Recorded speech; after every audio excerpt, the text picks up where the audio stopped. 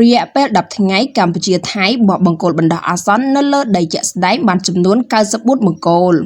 ត្រឹមរយៈពេល10ថ្ងៃកម្ពុជាថៃបានចុះពិនិត្យទីតាំងជាក់ស្ដែងលើការងារបោះបង្គោលបណ្ដោះអាសន្ននៅកំណាត់ខ្សែព្រំដែនចន្លោះបង្គោលលេខ52និងលេខ59ស្ថិតនៅក្នុងភូមិសាស្ត្រស្រុកកំរៀងខេត្តបាត់ដំបងរបស់កម្ពុជាជាប់នឹងខេត្តចន្ទបុរីរបស់ថៃដែលបានបោះបង្គោលបណ្ដោះអាសន្ននៅលើដីជាក់ស្ដែងបានចំនួន94បង្គោលស្មើប្រមាណ56%យោងតាមមន្ត្រីជាន់ខ្ពស់នៃរដ្ឋលេខាធិការដ្ឋានកិច្ចការព្រំដែនកម្ពុជាបានឲ្យដឹងនៅថ្ងៃទី17ខែវិច្ឆិកាថាភាគីកម្ពុជានិងភាគីថៃបានឯកភាពគ្នាចុះអនុវត្តការងារនៅលើដីជាក់ស្ដែងចាប់ពីថ្ងៃទី8ខែវិច្ឆិកាឆ្នាំ2025រហូតមកដល់ថ្ងៃទី17ខែវិច្ឆិកាឆ្នាំ